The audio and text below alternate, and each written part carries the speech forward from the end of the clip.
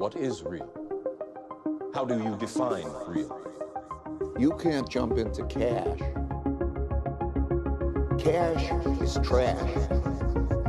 What do? You get out. Well, thank you for joining us, Pierre. I really appreciate it. It's nice to meet you in person over the phone.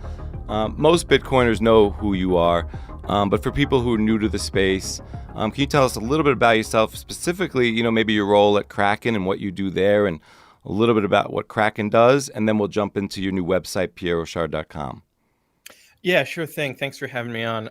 So if we want to go through my whole biography, I really think it starts in 2005, which is probably long before Bitcoin was written.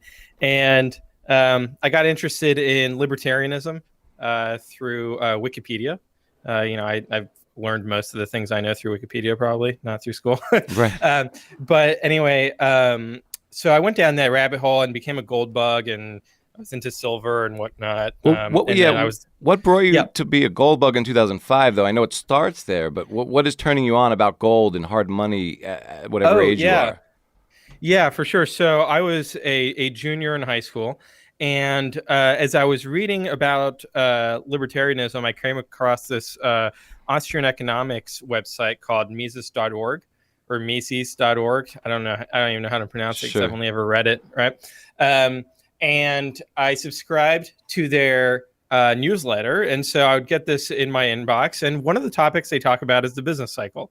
And the business cycle is, a macroeconomic phenomenon that the Austrian school has done research on long before the global financial crisis in 2008. There was a lot of research done on what causes instability in the financial system. And really the conclusion I came to from reading the material they were putting out was that it's a combination of fractional reserve banking and central banking that cause the business cycle to happen. And the only solution to that is to take the power of the printing press out of the hands of the government, out of the hands of central authorities. And the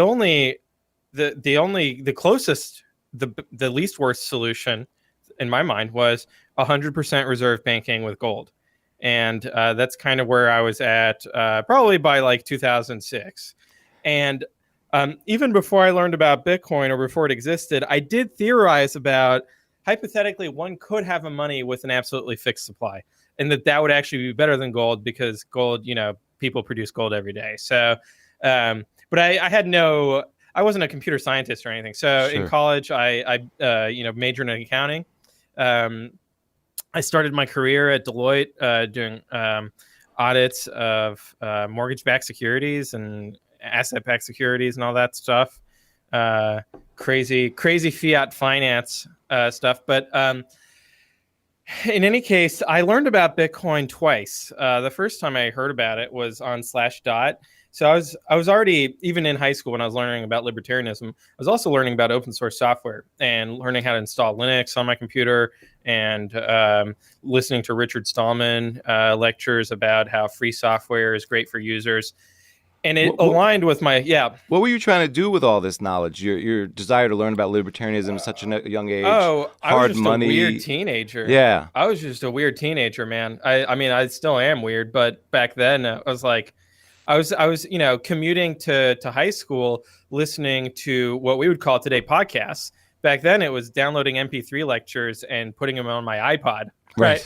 Long before an iPhone. I had a flip phone back then. Sure. But anyway, so yeah, I was just a weird kid. I was living in France at that point. I had a few friends, but it was pretty much just me on the internet trying to figure out what's going on in the world. Right. And the other thing is that from moving between France and the US, I think that I became kind of political in the sense that I saw how people could have radically different views of what makes the economy run. Right. Because Americans and French people just have fundamentally different views on that. And, we can get into it or not. But I read a really good book about that called Conflict of Visions. And really one is kind of looking at things of you got to control man and man's desires and incentives. And the other one is kind of create the good incentives and let man do what they want to do. It was a little bit about what that book kind of dug into. Yeah, and in fifth grade, I was really fortunate to have a great teacher who, if I recall correctly, like the entire year for our history, we watched Ken Burns documentaries about the Revolutionary War and like that period in America, and it kind of had like a very deep effect on my views in the sense that I I intuitively just agreed with what project these people were on. Now, today I have a more nuanced view of the American Revolution, but back then I was like, man, yeah, freedom fighting, overthrowing tyranny. What a great thing to do. Sure.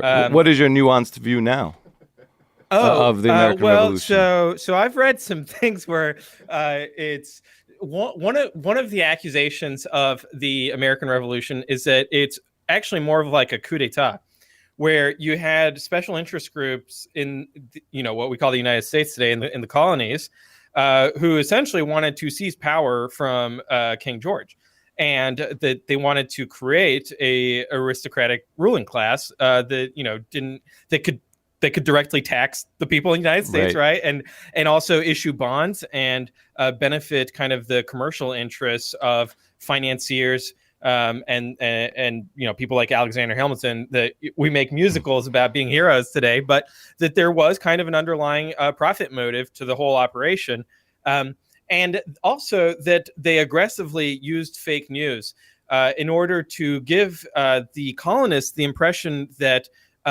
there were deep state conspiracies in London afoot, and that the king was made out to be. It's kind of like if Alex Jones took over the mainstream media, right?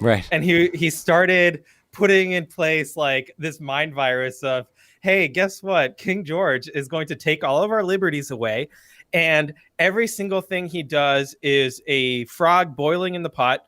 Whereas the historians look at what conversations are going on in Parliament and in King George's cabinet, and it's just a completely different story. That in reality, they were just trying to figure out how to balance, the finances of this empire and keep enemies at bay and kind of just keep everyone happy. Like it's not like they were out to get anyone. Interesting.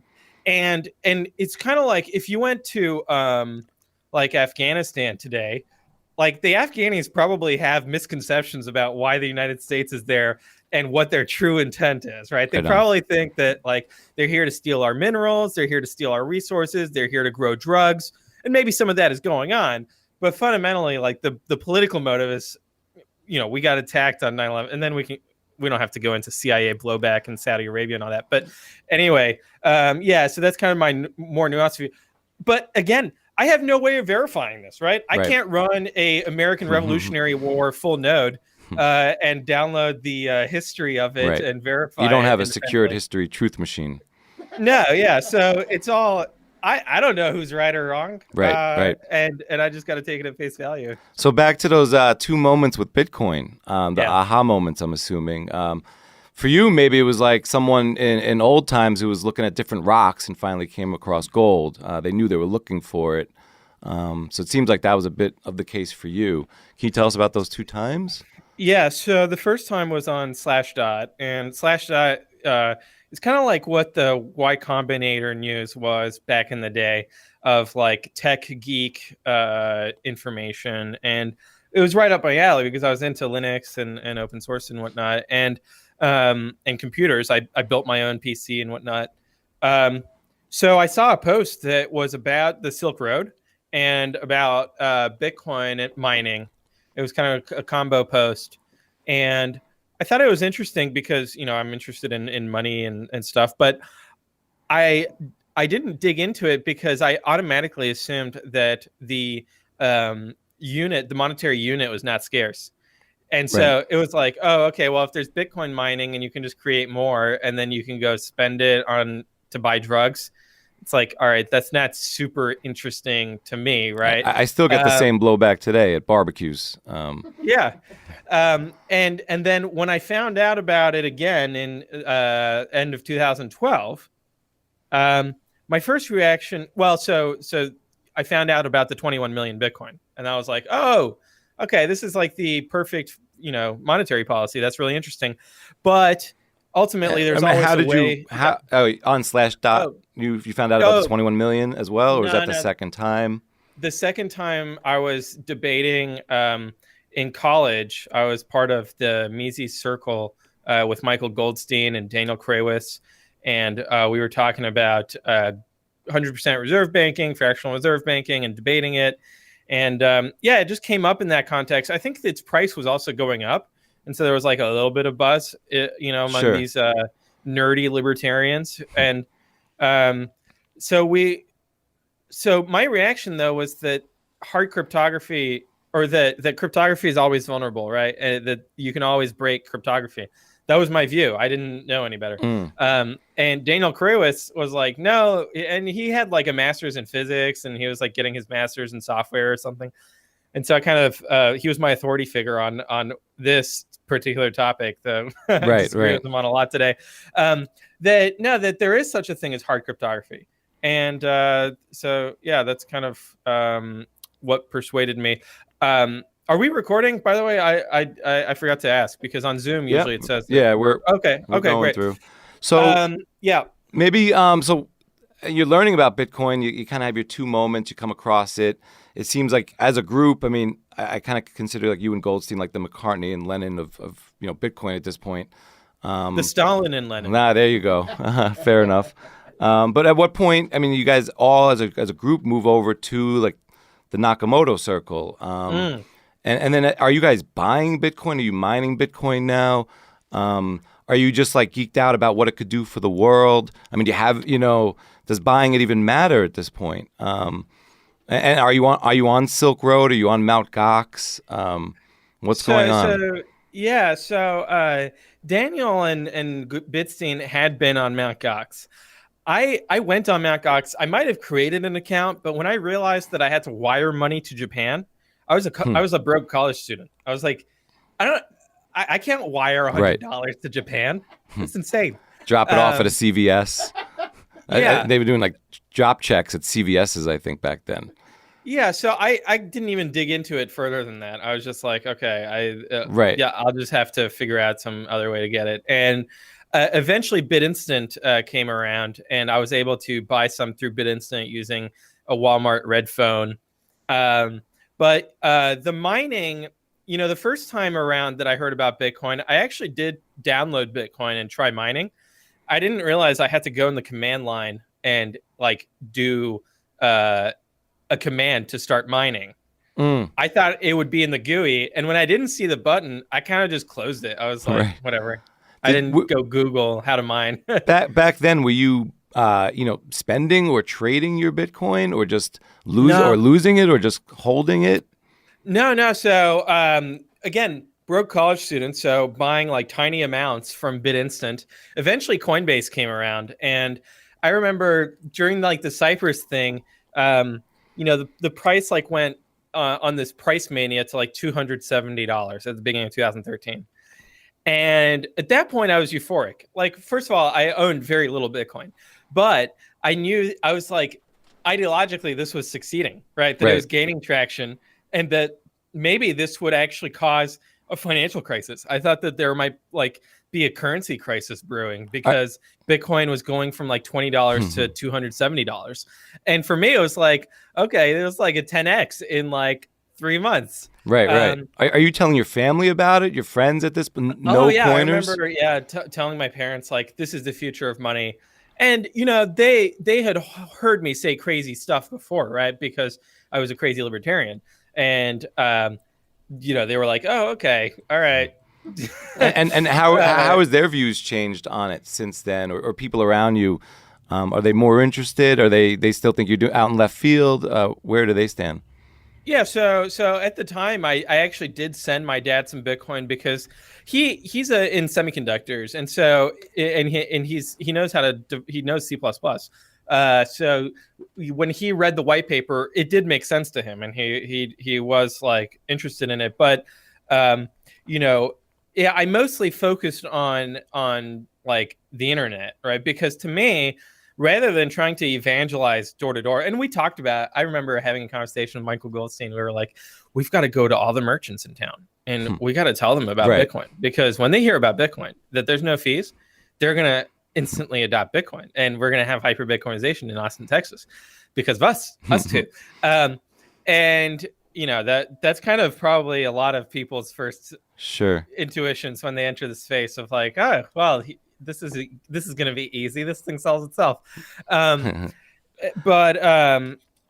I quickly realized that like the people who are going to be most interested at the margin in Bitcoin are just going to be random people on the internet, right? Right. Who, like me, stumbled onto it. Like I didn't have someone, come tell me about it, and hand me a pamphlet. Sure. But you did have like-minded people around you, which way back in the day, which is rare. And I'm not saying that's any sort of... and that's kind of the advantage of being in Austin. Like Austin's thing is keep Austin weird.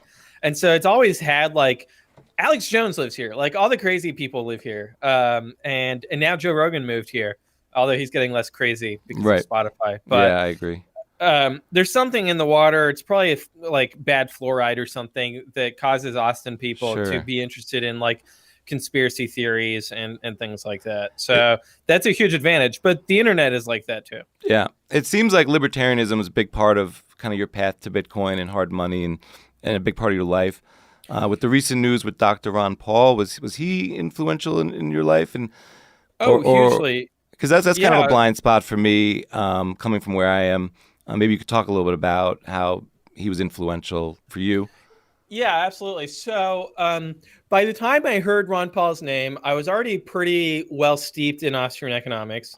I was already an anarcho-capitalist. So basically, can you talk a bit about that? What does that mean to you and or for the world, I guess? Yeah, absolutely. So the central concept is that if we take the proposition that nobody should commit acts of violence or aggression against other people, if we just take that to its logical extreme, then there really shouldn't be a state that has a monopoly on aggression, because we've ruled out the possibility or the legitimacy of ever there being aggression that is not in self-defense. And so that just excludes the possibility of a state. So I do take that proposition seriously. Now, the secondary question is, okay, how would that be enforceable? How would we prevent the state from committing acts of aggression, right? Because ultimately, it's kind of whoever is strongest, right? Whoever is strongest is going to be able to assert and defend their rights. And if we look at human history, there was a turning point when we had firearms. That's when we actually were able to have rights that were enforceable by the citizenry against kind of the warrior class in society.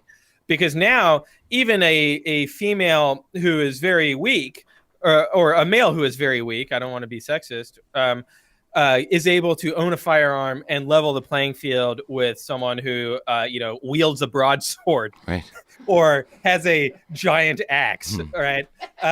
And that was kind of a huge deal in human development. And so that technology leveled the playing field. And now, there are obviously people trying to undo that, because what happens when you have broad ownership of firearms is that there's negative externalities, right, of crime, but there's also positive externalities of there's going to be limits to state power. And you can't just go full totalitarian communist Chinese, surveillance state.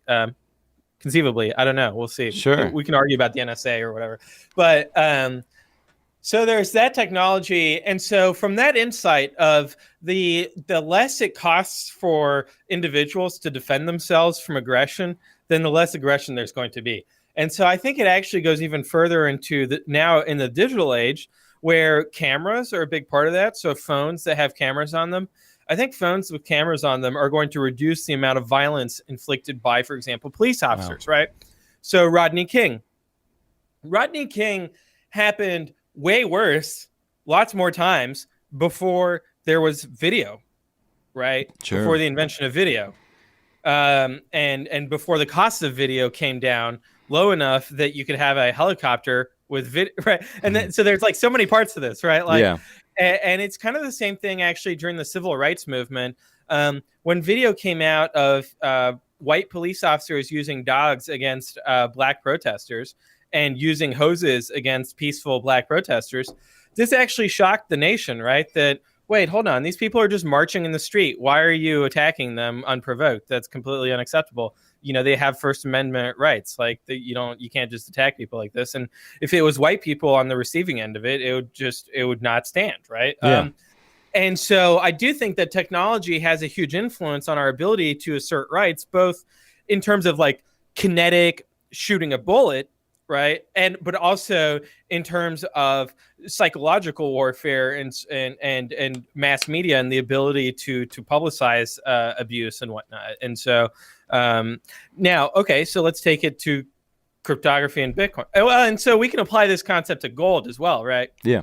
So, all right. So I'm going on a wild tangent Sure. here because we're talking about anarcho-capitalism. But basically, the idea is that I think that technological progress is going to allow us to reach an anarcho-capitalist society where we no longer actually need the state to enforce property rights, because we'll have autonomous robots that will physically remove you from the property if you invade someone's home. What kind of time frame are you thinking there? Oh, probably like the next 50 years. 50 years, yeah.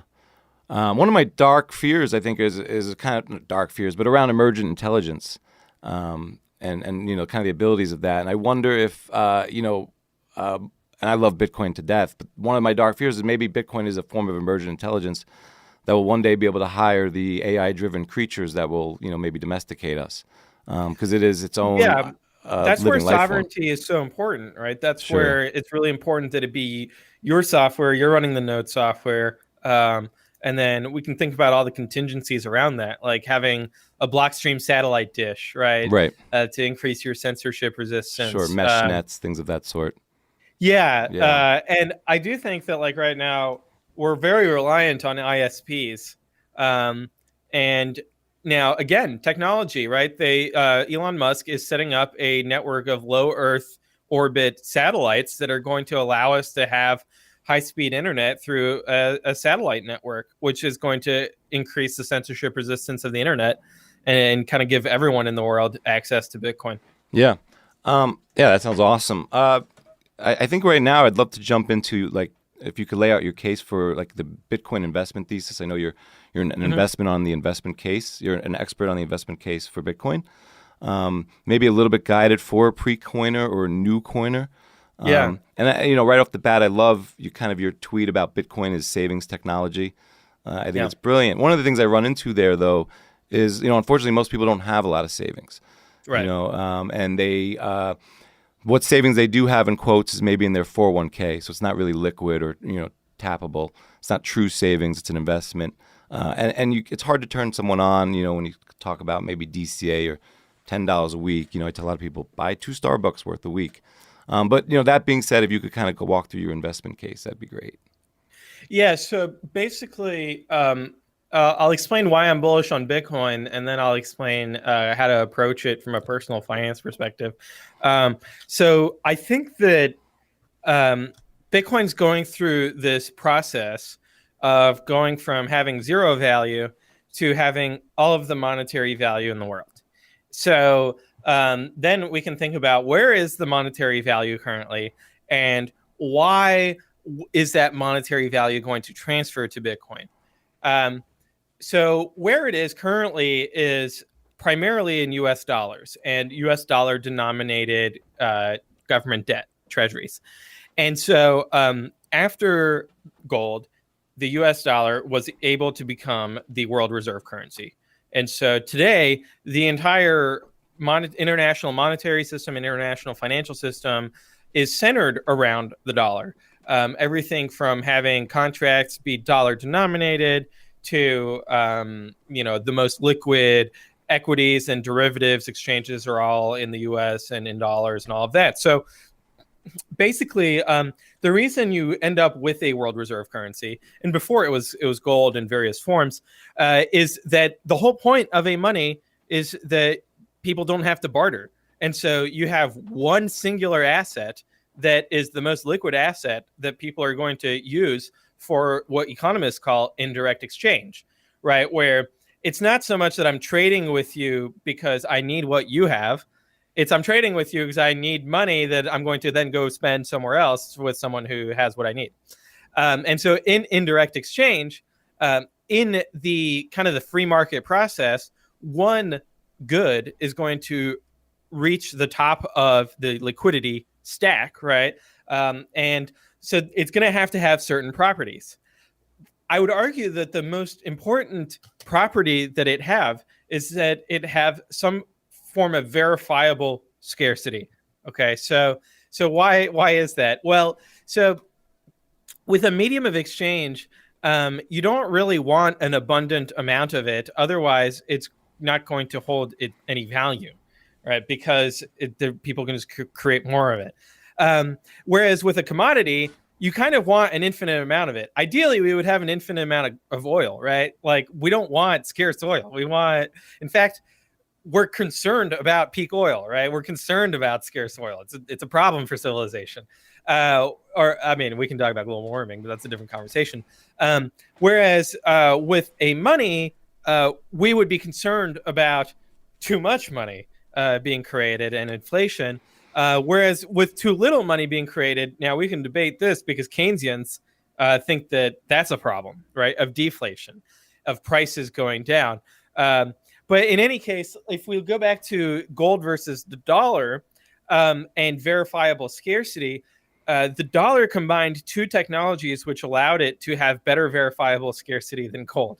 The first one was paper money that actually could not be counterfeited, or where the cost of counterfeiting that paper money was greater than the actual value of the money itself, right? So the cost of making a perfect replica of a $100 bill is greater than $100. Right. And that cost includes the risk of getting caught and being put in prison. So there's definitely kind of the ability to have rule of law and to have nobody be above the law enforces the US dollar's verifiable scarcity, right? The other part of the equation was the emergence of an institutional technology called independent central banking. Before independent central banking, you had central banks that were either fully controlled by the commercial system, and so by banks, or they were fully controlled by the sovereign, by the government, or by the prince, or by the Roman emperor, right? We can go that back. We can go that far back, but you didn't have an independent central bank, right, in the Roman Empire or anything like that. And so they would get themselves in trouble where they would start out with having a gold coin, and then they would start diluting it. And what they would do is they monopolized mints. They nationalized the mints because the mints provide the verification technology in gold. It's way too expensive to take gold nuggets and to verify that they're pure gold, right? And to have standard units and measures. You have to standardize the gold using a minting technology. And mints used to be private, where it was like a brand, like Kellogg's or whatever. But governments took it over because they understood strategically, if you want to pay for the war machine, it's nice to have access to a mint. And it's nice to be able to kind of dilute things out and to pay your troops with diluted coin and all this. So in any case, that verification technology was easily co-opted. Now, let's contrast all of these with Bitcoin. With Bitcoin, you run your software on your computer that does this verification. So you don't have to trust a mint. You don't have to trust a government. And you don't have to trust an independent central bank. And you don't have to trust a counterfeit bill detector. All you have to trust is the developers, and you don't really have to trust them either because it's open source. So if you have the software development chops, you can go and audit the code yourself and look things over, or write the code yourself, right? People have done that. They've written their own implementation of a Bitcoin node. And so you don't really have to trust anyone at the end of the day. Some people say you have to trust Intel because we're all running this on Intel processors, but we can go down that rabbit hole if you want. Fair enough. What do you think about, like, when there are threats of people say, oh, can the government ban or co-opt Bitcoin? What do you think about that? I don't believe in that. And I think, obviously Bitcoin is agnostic. But, as a U.S. citizen who owns KYC'd Bitcoin, it's a small concern. Yeah, it really comes down to the cost of seizing the Bitcoin or of banning the Bitcoin. So to seize it, right, So one of the interesting things is that if you kind of look at the difference between a bank account and Bitcoin, it's that the government can very easily seize a bank account, right?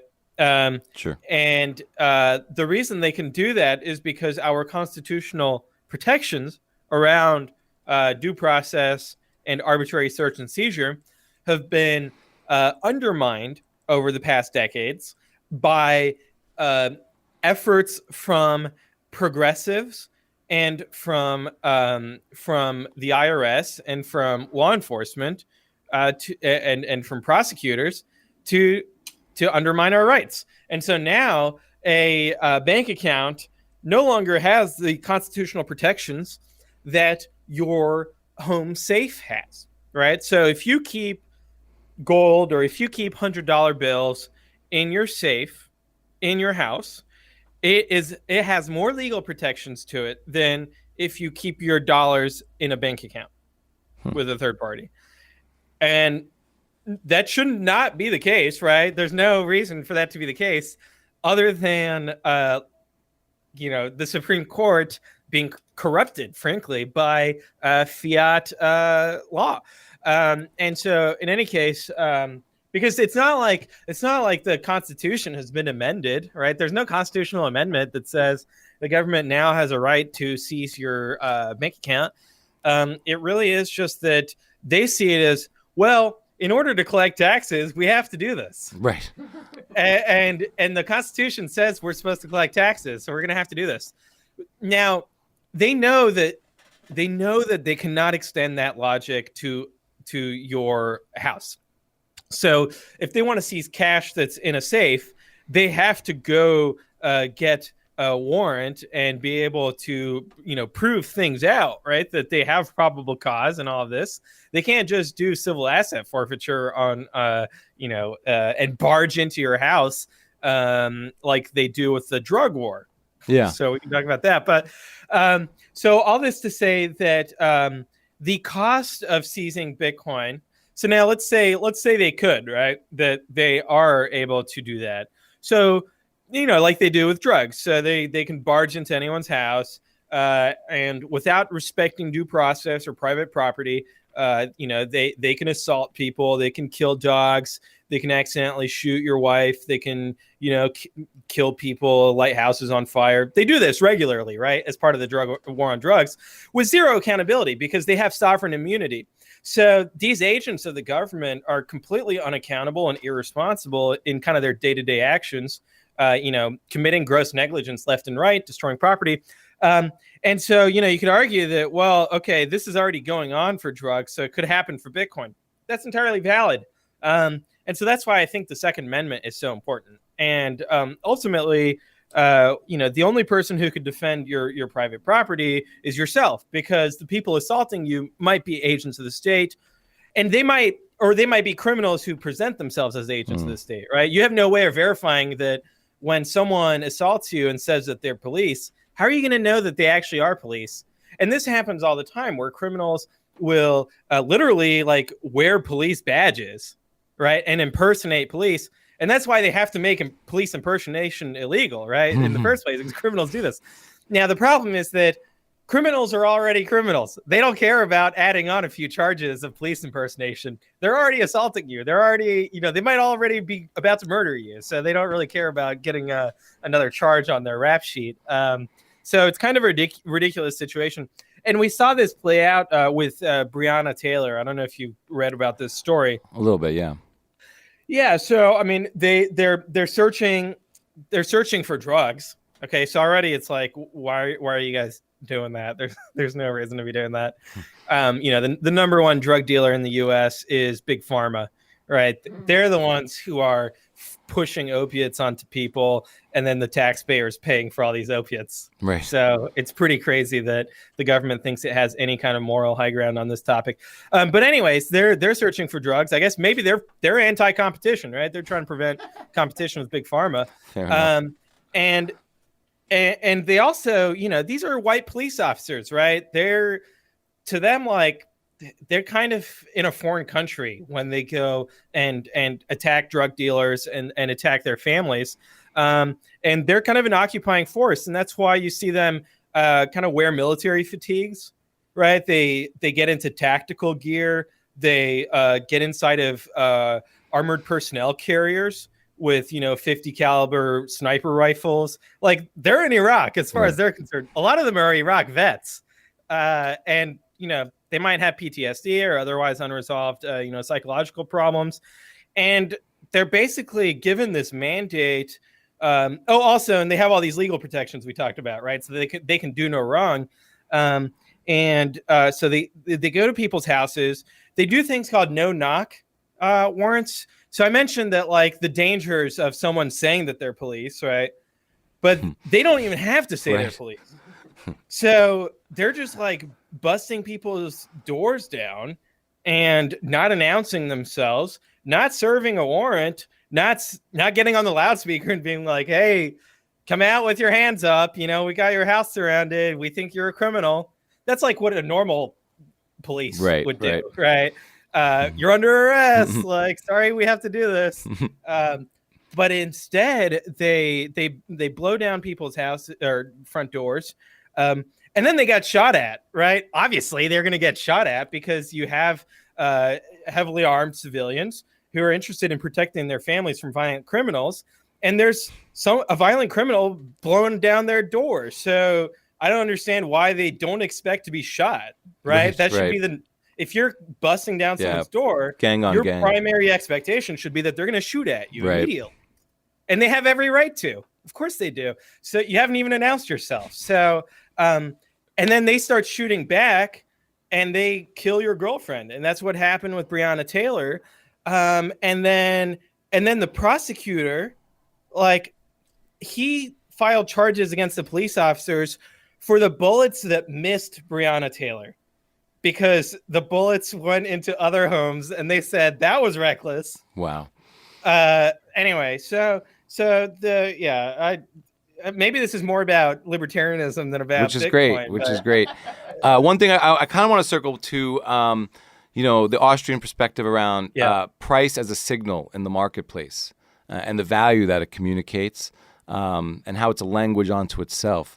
If you can maybe elaborate on that, and maybe using the stock market as an example, especially what's going on today. Yeah. So, it's kind of, in mainstream economics, Hayek is kind of known for this, but it precedes Hayek and it transcends Hayek, which is prices as decentralized information. And it's basically kind of the output of the process between supply and demand. And there's two levels to it. And people who know about trading know this. There's the order book, where it's kind of the prices at which people are willing to buy and sell goods. And so everyone's walking around with an order book in their head for basically every single service and good under the sun, right? Where people are going to say, yeah, I would pay $5 for a ticket to the moon, right? If that was offered. I wouldn't pay $5 million. I mean, I can't afford $5 million for anything. So that's out of reach. But that's, and so there's no clearing price, right? On the other hand, you go to the supermarket and toothpaste might be like $3. And you're like, okay, well, I'd be willing to pay $10 for toothpaste. But if they're going to sell it to me for $3, that's fine too. I won't argue with them, right? So and then you have a deal, right? Now the value of the toothpaste you're buying is greater than its price, and so that's why you're going to go buy it. And that's a market buy. So if you know about order books, you know the difference between limit orders, which is the price you're willing to pay, and kind of the market order, where it's just the price you're going to pay right now, and you're going to put down some cash for it.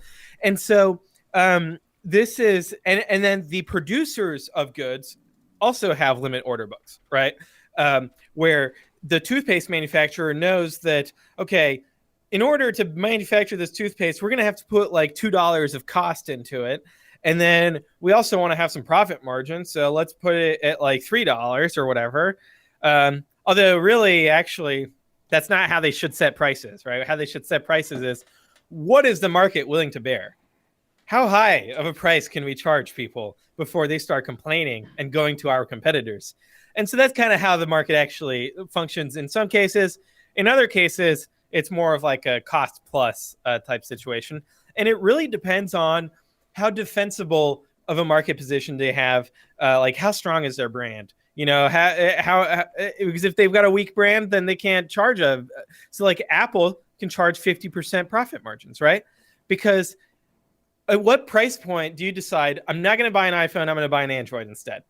Apparently it's like $1,000 because that's where the current price of like a good iPhone is, you know, that they're now obviously you can get a used iPhone for a lot less and whatnot. And so maybe that's the way to look at the market, right? Is Apple is competing with old Apple, right? So the secondary market, and that's the case in the stocks as well. So the stock market is like the secondary market for equity. So, you know, it's people buying and selling old used stocks.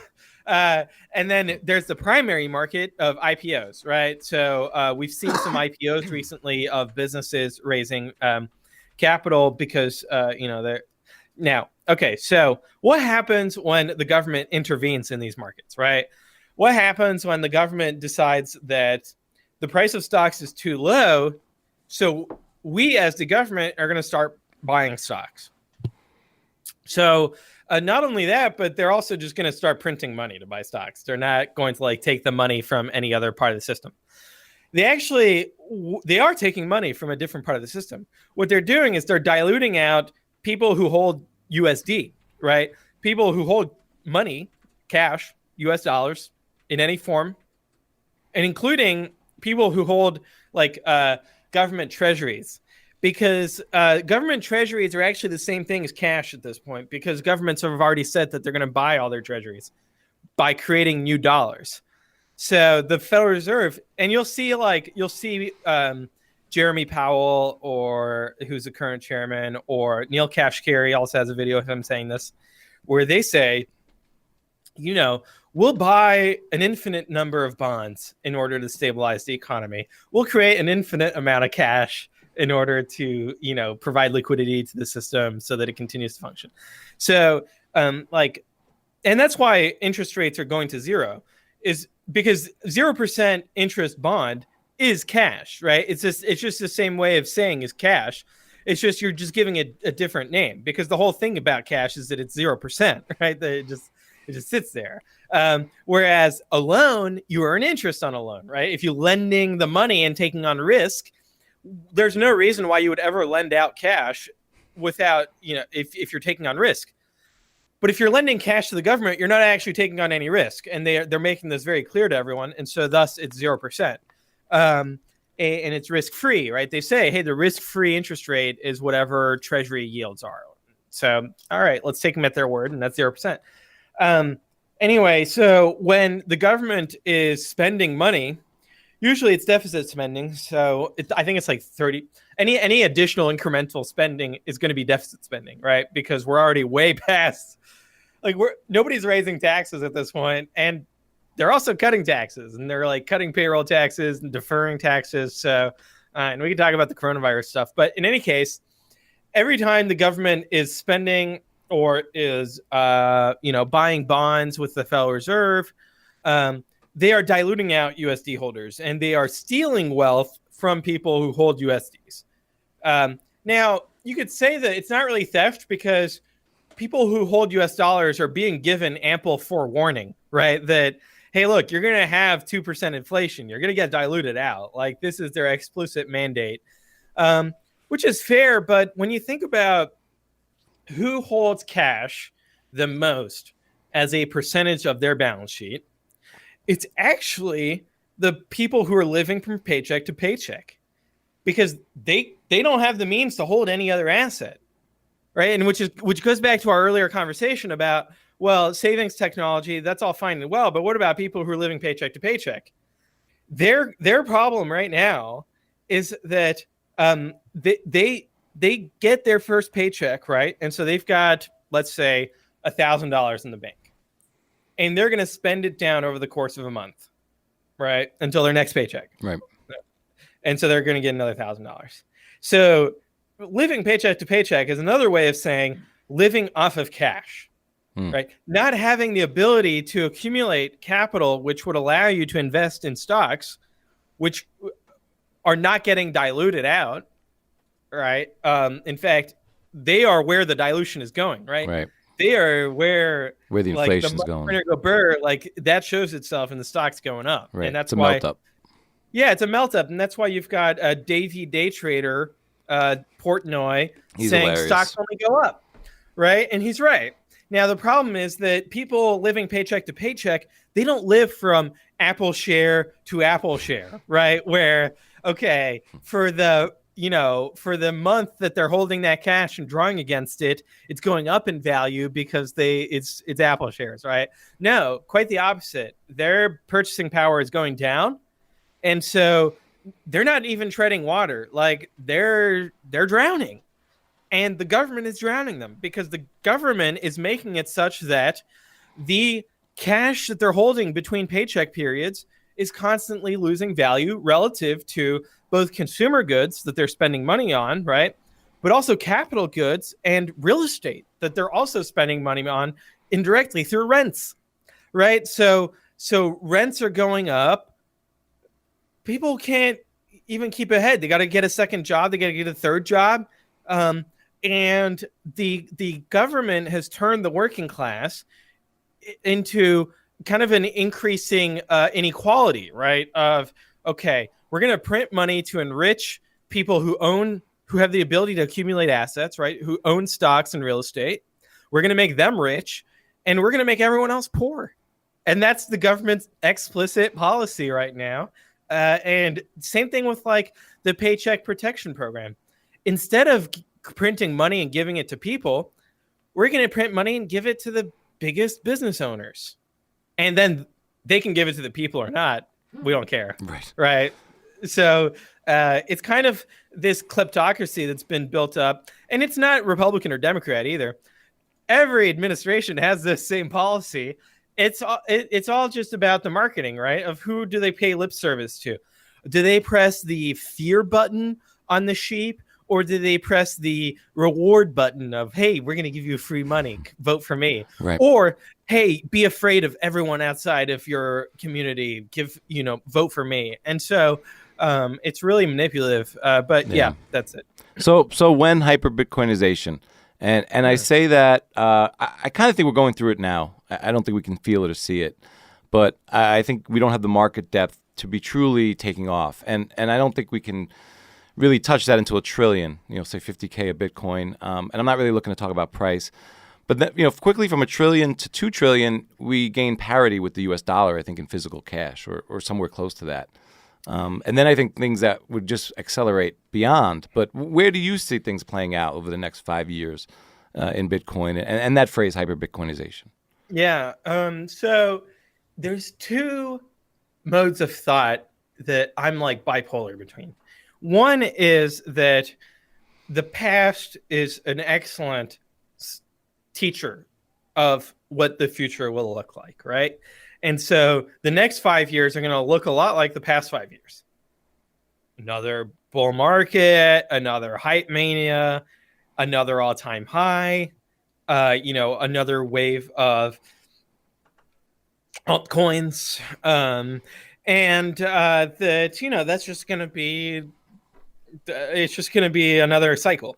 The other way to think about it is that this is the final cycle and that fiat is going to collapse and that this is going to be gradually and then suddenly, a complete change in the monetary system within the next 5 years because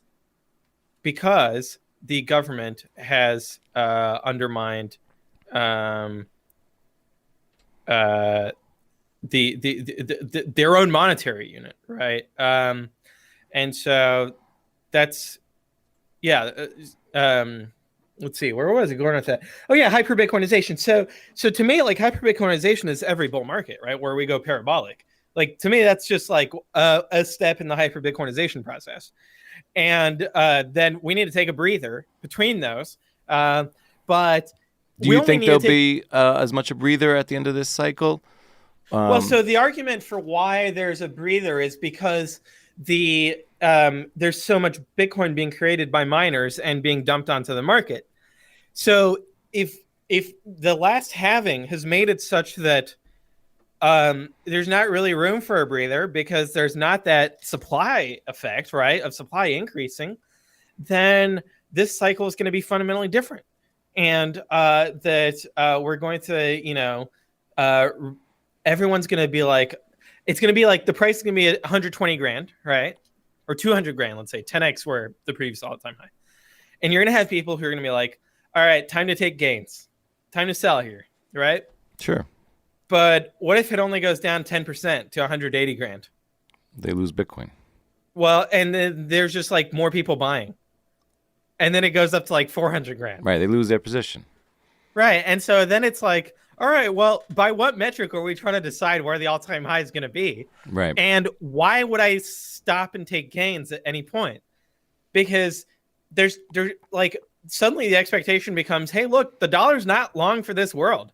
Why would I want to hold dollar-denominated assets? Maybe I want to rotate into some equities, right? Maybe I think stocks are cheap relative to Bitcoin, and I do a little bit of rebalancing at the margin, and maybe that's the angle. But or there are companies generating Bitcoin cash flows, right? And who are using Bitcoin as their treasury reserve asset. Yeah. And so now I'm starting to think, all right, well, it's not really selling Bitcoin if I buy some equity that generates Bitcoin cash flow. Right. I just got to calculate. Yeah, I got to calculate relative yield. And then I've got to do the Warren Buffett value investing analysis, right? Of, is this security fundamentally undervalued? In today, you'd have to be a complete idiot to be a value investor. Why would you think fundamental value matters at all? Right? The Federal Reserve is bidding up everything. There's no such thing as fundamental value anymore. All you're doing is playing a game of greater full of, hey, look, stocks only go up. You don't need to look at PE ratios. That's old school. But I think that with Bitcoin, it's going to make that popular again, because now it's no longer like, okay, I need to dump my inflationary cash that's getting diluted straight into the stock market. Otherwise, I'm going to lose purchasing power, right? Right. And the stock market has become a store of value, and people like use the stock market for savings. And they're like, well, I got to put my money somewhere. I got to put my money to work. And with Bitcoin, it's like, no, I can actually just hold cash, and I can be like a poker player, right? I can wait for the next hand. It's not like the blinds are increasing. Like with Bitcoin, the blinds are negative. Your Bitcoin purchasing power is going to be increasing long term because it is a fixed amount, because it is scarce. And the supply of stocks and the supply of consumer goods is going to increase. So your purchasing power is going to increase. And so you can wait until you get investment opportunities that are really interesting to you. And so like in the real estate world, they talk about location. All right, well, that doesn't apply when you're under a fiat system. Under a fiat system, you got to put your money to work as quickly as possible. So you got to buy whatever real estate properties are on the market whenever you're looking, right? You can't just sit on a bunch of cash and wait for a decade until somebody buys a piece of land that you've got your eye on, right? You've got to be working some angle in that 10 years. With Bitcoin, you can actually just sit on Bitcoin for 10 years, and then when it's up for grabs, you pounce on it and you pay whatever price. Before we that's great. I really see what you're saying there. And before we let you go, because we've been monopolizing your time, I'd love to talk a little bit about your website. You seem to have impeccable timing as usual. You just launched PierreRochard.com. I read the articles. I have to admit some of them were a little above my head, specifically the Auditing Bitcoin Supply. I didn't know there was a 2,310,000 Satoshi difference from the 21 million. I go around telling people about the 21 million. I didn't really follow what you were saying with the unspendables. If you could talk a bit about that, as well as talking a little bit about, miners can mistakenly issue less than a full block reward, probably due to their proprietary software. Maybe talk through that article, and then we'll get into the Bitcoin development one as well. Yeah, for sure. So I still have time here. So I think that I did not address kind of the personal finance question of accumulating Bitcoin, because to me, Bitcoin is a savings technology.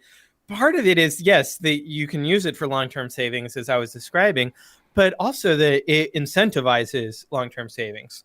So just as a new technology might incentivize a behavior that, is kind of underutilized today, of putting money aside for a rainy day, people, I think, have been incentivized to live a life of consumerism, right? And that, have you ever watched the TV show Marie Kondo?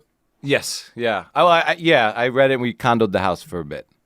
Yeah. So it's and I do this as well, right? You can walk around your house and you can be like, I have so much junk in here. I have so much stuff I can just throw away right now. And that's consumerism, right? That we, and this, obviously Marie Kondo isn't just for millionaires, right? There's people living paycheck to paycheck who have 1,000 nutcrackers in their garage because they're hoarding nutcrackers. Right, and they were cheap and easy to buy. Yeah, and it's like $10 made in China, and you do $10 here, $10 there, and before you know it, you've got $1,000 worth of nutcrackers collecting dust. And that's really where I try to go with Bitcoin as a savings technology. $10 a week, before you know it, you have $1,000 of Bitcoin, $1,000 in Satoshis, and not nutcrackers. Exactly, and I think I feel it really teaches people how to live for their future self. And that's what I've been teaching people, or teach is not the right word, but trying to espouse, living for your future self and making a trade with only your future self, not with the others and not with your past self. So Bitcoin, I think, teaches you about savings, and it teaches you kind of those first principles, whether you have a lot of savings or not. It kind of teaches you a path forward, I think, in financial freedom as well. Yeah, and I think that when the government doesn't let people hoard money, then their hoarding gets directed they hoard in other places. Right. Yeah. It's not like but those hoarders feel good and their assets go up and no one sees the slow grift. And so in the worst case scenario, you've got like the TV show Hoarders, right? Where these people have real psychological problems. But even completely normal middle class people, you go into their house and you're like, you're bordering on hoarding here. You've got a lot of useless stuff laying around. Right. And I think that so that's where I think Bitcoin is savings technology. And then it leads to funny memes on Twitter where I'm like, get rid of your chairs. Yeah, I wanted to talk about this one. Yeah. It's the same concept of I look around my house and I'm like, why do we have 30 chairs in my house? Right, we got 3-4 people, 2, whatever it is. Yeah, what's going on here? And it's you're shopping on Amazon. It's okay, well, $60 for a chair. Okay. So do you think? Do you think that's just how you think, or do you think Bitcoin kind of got you to think that way, to kind of look around and say, oh, how can I get more Bitcoin? Well, it's I think that, my Amazon account is connected to my credit card and it all just happens in the background and I don't really consciously think about it. And when I look at that price of dollars, I think that if I got a browser plugin that translated everything into Satoshis, that I would immediately be like, whoa, this is too expensive. Right. I can't afford this. Because I'll be doing online shopping and I'm like, okay, I want to get this electronic thing. I'm like, oh, that's $5,000. I can't afford that. Right. So psychologically, I think that there's, people talk about the unit bias. There's also the inflationary bias of well, I should just spend my money because it's just going to be worth less. And Keynesians want to incentivize this, right? They say we want inflation so that we push people into consuming so that they don't hoard money. Right. And to force the money to circulate and to stimulate the economy. Right. And I call this the high velocity trash economy, where I got this from monetary velocity. Yeah. Well, I got it from, the Bitcoin Standard, reading a little bit about, Keynes and how he was just living it up day to day and no real regard for the future. And that's great when you're printing the money and you're really close to it.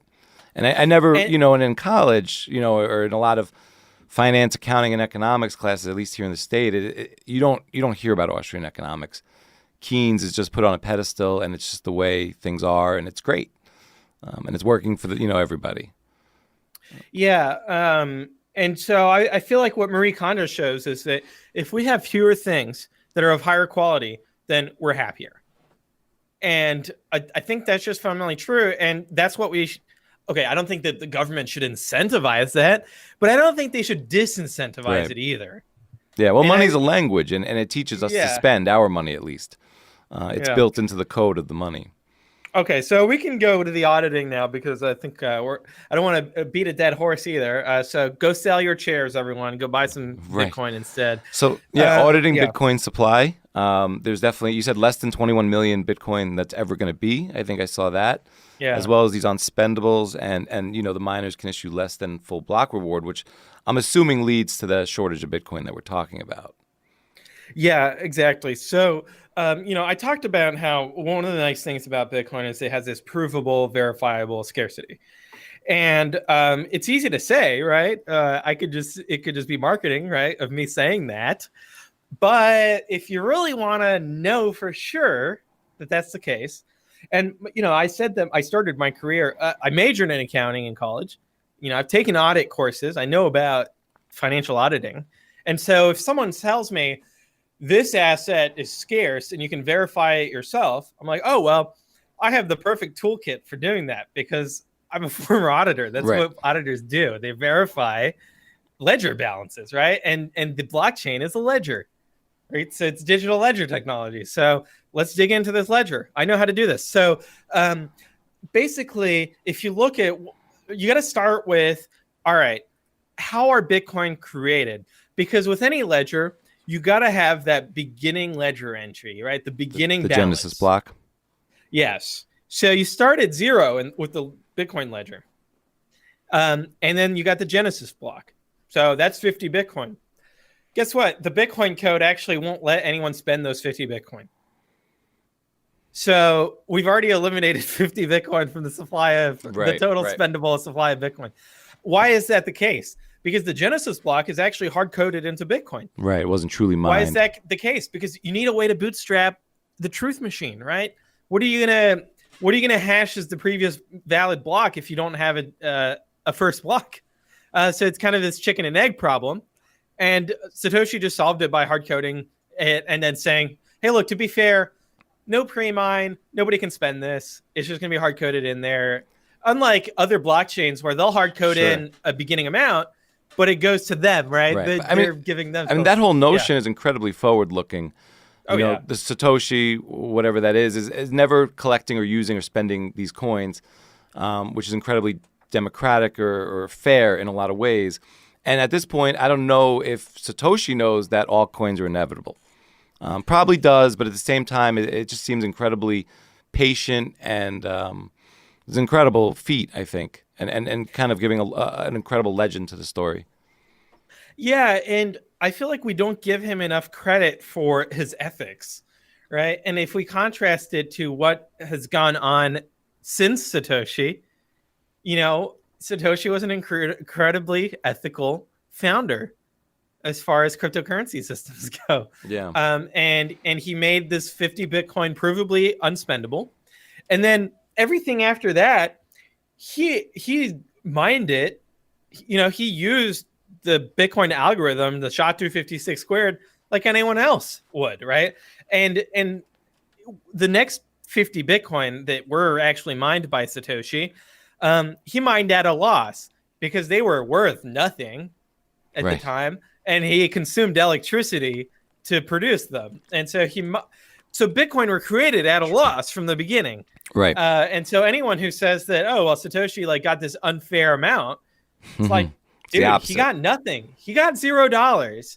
He got zero amount of value. Like, however you want to put it, he didn't get any value for free. He actually lost value when he was mining Bitcoin. But you know what? He believed in the project.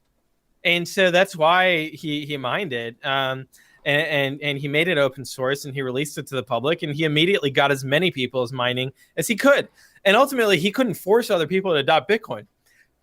What he could do was explain Bitcoin's value proposition as he saw it, provide the source code, provide his thought process behind it, and then just hope that people, join in and start mining. So anyway, back to the auditing. So now the way that that 50 Bitcoin is calculated, right, all right, every 10 minutes we're going to create new Bitcoin, and that's how we're going to distribute it, and it's going to go to the miner provides the proof of work. I'll skip over proof of work because if we talk about Bitcoin mining, it's going to take the rest of the afternoon. But if you could touch on maybe the difficulty adjustment. Yeah. Because I think that's fascinating. And it's part of what makes the whole process perfect. Yeah. So the value of, let's say the value of Bitcoin's going up. But the number of Bitcoin being created stays the same, of 50 Bitcoin every 10 minutes, then that's going to attract more miners, because now the value that the revenue that the miners are getting has increased. And so now there's just going to be more competition to get a slice of that revenue, because more costs can be applied rationally, right? So we can create more mining hardware. We can actually even use electricity that's more expensive per kilowatt hour. And that actually causes blocks to get produced more quickly. And so then you have a block coming out every 9 minutes instead of every 10 minutes, which is what we were expecting. And then every 8 minutes. Okay, so what's the problem here? Well, if this had been the case for Satoshi, he could have instantly mined all 21 million Bitcoin on day 0, right? Right. Because there's nothing fixing the clock. What Satoshi added, which was genius, was that every 2 weeks, or every 2 weeks divided by 10 minutes, every X blocks. When you say added, do you mean in the source code or after the fact? I'm assuming in the source code. In the source code, before he released it. Yeah. It's amazing. I wonder how much testing he did on his own test net to kind of figure out, like, tuning the parameters. Sure. Versus, like, just him blindly being like, I don't know, this might work, and then just like throwing it out there. There's just too much perfection in it to be blind. There's a lot that worked on day 0. Yeah. Now there were bugs. He fixed bugs as he went. I mean, kind of talking about that. When do you think Bitcoin Layer 1 is finished? I don't think that it ever will be fixed. Fixed too. There's bugs in Layer 1 that will never get fixed. Right. Or bugs in Layer 1 that I don't think today will ever get fixed, but someone in the future will find a way to fix them. What do you think is the odds on a catastrophic bug in the system? And obviously we could move to a new, you can move the UTXO set and do different things, but that would cause quite a ruckus, I think, and a bit of a nosedive. What do you think the chances of that are?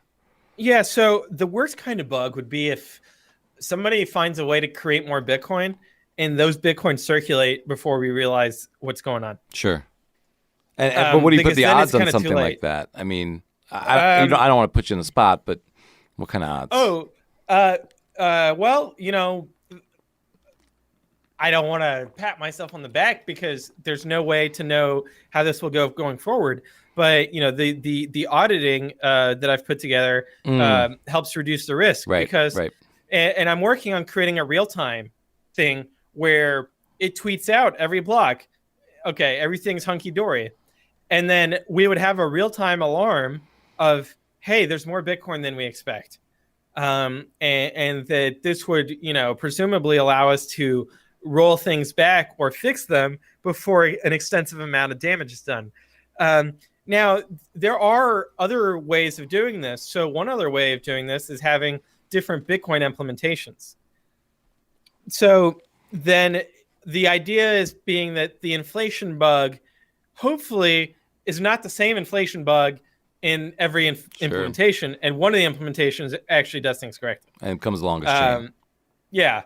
But it could conceivably be the case that, the same inflation bug shows up in 2 different implementations. At this point, I think it's very, very, very, very low risk. Sure. Which is why I'm so confident in Bitcoin. Like, to me, it's lower risk than the risk of like a gold asteroid being brought into low Earth orbit and exploited and causing the gold price to crash. Right on.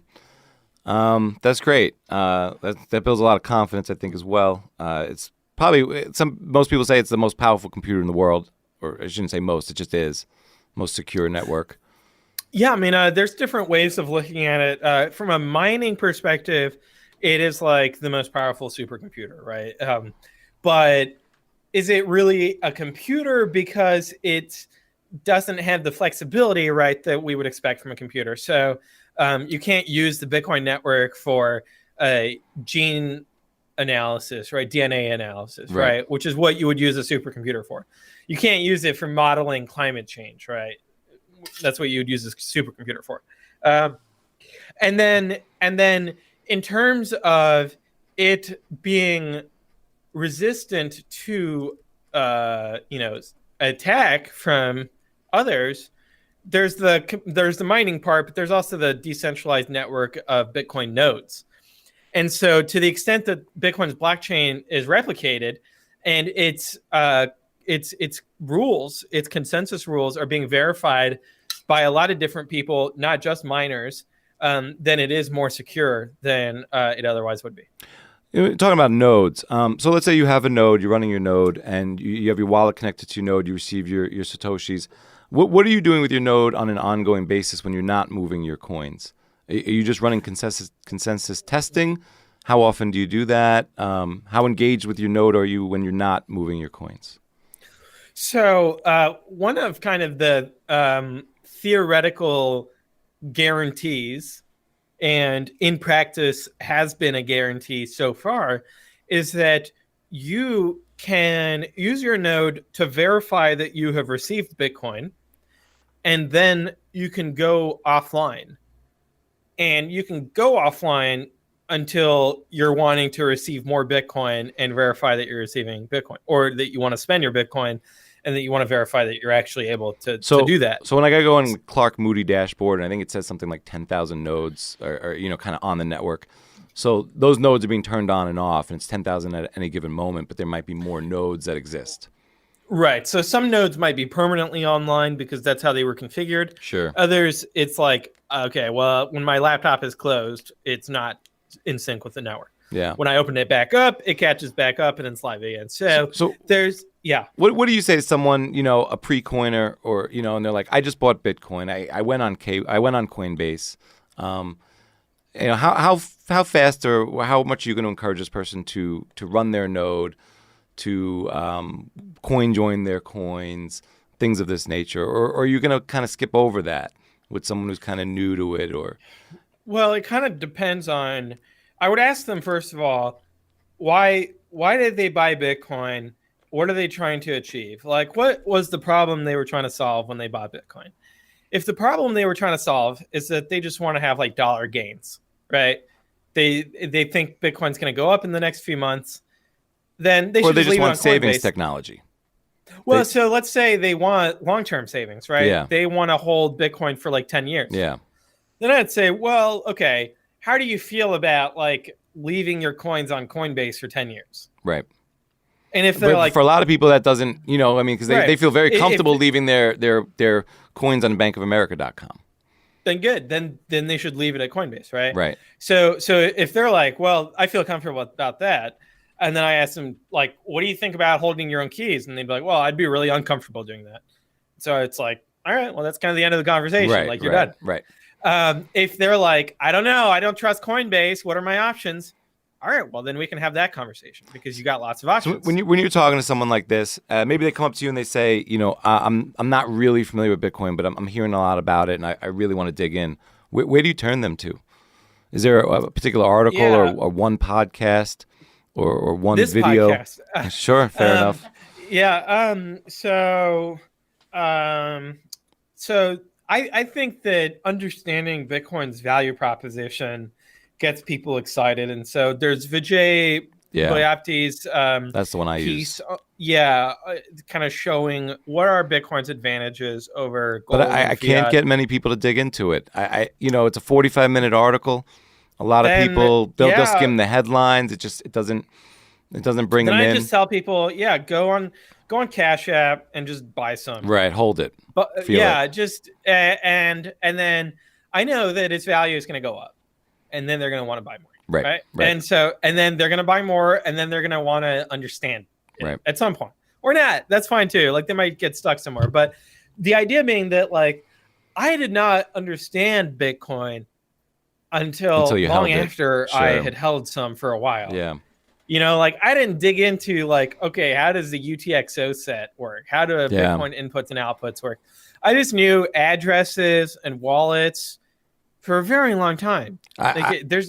then that's fine. Like, there's no reason to like really dig into it unless, you know, you're like, okay, this system, not only is it valuable to me, just like, you know, because I have Bitcoin, but it's also valuable to me because I think that it's the future. Yeah. And that the sooner I learn this, like the sooner I can start benefiting from it and living in the future. Sure. So it's like, okay, the internet has just come out. Do you want to learn? And let's say you're a software developer. Do you want to learn web development now, or do you want to wait? And frankly, like, I would argue that if I look back on when I learned, or when I first heard about software development, it was MySQL, right? MySQL was the database. And so I could have learned SQL back then, but I was like, I was reading Wired magazine and it was like, oh, software development is going to be obsolete because it's all going to get outsourced to India. And so I was like, okay, I don't need to learn SQL. All right, fast forward 20 years, literally 20 years, fast forward 20 years, everyone's still using SQL. If I had learned SQL, that would have been an excellent job skill to have from the day zero of having a job. It's a great skill to have. So I think that there's like technologies that are kind of like Lindy that are going to be around in a long time. They're going to be hugely valuable and powerful. And you might as well just learn them now because you're going to have to learn them at some point. And the longer you put it off, just the less you're going to benefit from it, over your lifetime. Sure. Well, what do you think you'd be doing if Bitcoin didn't exist? Oh man, I'd be like trying to audit gold supply. I'd be like, maybe working for some a sort gold of auditor ETF issuer. Yeah, I'd be maybe working for Van Eck with Gabor on some new gold ETF. You're obviously multifaceted: engineering, coding, math, accounting, economics. Where do you get inspiration from these days outside of Bitcoin? And I don't think anything is outside of Bitcoin, but you know what I mean. Where do you turn to? Yeah. Is it books? Are there other Bitcoiners that inspire you? Is it podcasts outside of Bitcoin, or is it all Bitcoin all day? Oh no, it's a lot of yard work, landscaping, gardening, that wood chipping, chainsawing, doing stuff. Yeah, and that's kind of where I do a lot of thinking. Are you just trying to run the numbers on everything? The plants, the grass, Well, it's like if you're in front of the computer, if you're on your phone or in front of a screen all day, I don't see much room for creativity, right? Like I get in front of my phone or my computer screen to do stuff that I thought about when I was working with my hands and working with my legs. That's awesome. And using my spatial awareness, because I think that a lot of the problems people have, especially with coronavirus now, is that they're like locked indoors. They're sheltering in place. I'm like, no, get out, get some vitamin D. It's good for you, because otherwise you become like a yield farmer. If you can't do real farming, if you can't plant your own tomato plants outside, you start spinning out of control into Ponzi schemes and you lose track of reality. Right. That's awesome. This has been great. I've really appreciated your time in this conversation. Before we let you go, can you tell everyone where they could find you? Twitter, your website, etc. So pierrerochard.com, PIERREROCHARD. I should get a simpler name. I suggested to my wife that I change my name to Peter Richard. That way, my English-speaking audience anyway. So that go on Twitter. At Pierre_Rochard. Yeah, your Twitter account is fire. It's great. Oh, thank you. It's clear Appreciate and concise, and you're just pounding them out all day. And they just seem to come from Exactly. really first principles. You're probably my favorite person on Twitter right now. That's why I was so excited to talk to you. And when I said that, I'm doing some manual labor and thinking, a lot of my thinking isn't about trying to make things more complex. It's about trying to make things simpler. How do I simplify this concept, right? Whereas other people are trying to think of like, how do I make it more complicated? It's like, no, let's try to distill it down to its essence, because that is what people are going to understand. People aren't going to understand like some complex explanation. Yeah. So, Do you have people in your life that are on your wavelength? My wife. Yeah. That's awesome. I married her. Yeah. And she's on Twitter as well, at Morgan with an E, Rochard. She's a financial planner. And she's all about keeping it simple. Yeah. And that's how we try to live. It's the only thing more scarce than Bitcoin. Spouse that you're in love with as your partner. Absolutely. Yeah. It was kind of eugenics because we were put together by an algorithm. OkCupid was like, hey, you guys are like 90% overlap in your personality types. You're both super weird people. You're gonna get along great. That's fantastic. And sure enough, we have. So that's congratulations. Now I've got a son, but I don't know if I agree with my son yet. Right. Is he old enough to teach Bitcoin too? So it was funny the other day. He started yelling at me, "We need more fiat." And I was like, "No, we need more Bitcoin." And he was arguing with me. He was like, "No, we need more fiat." He doesn't know what he's talking about, right? He's 2 years old. He was just repeating words that he hears. Yeah. But it was really funny because my wife was cracking up. That's awesome. Yeah. Well, appreciate it, man. This has been great. Thanks for having me so much. Wow. Once again, thanks, Pierre, for coming on our very first episode of the Bitcoin Matrix. And thank you for listening. If you dug the show, please vote with your thumbs and leave a dope review. That's the best way to spread the word. This is Cedric. Peace.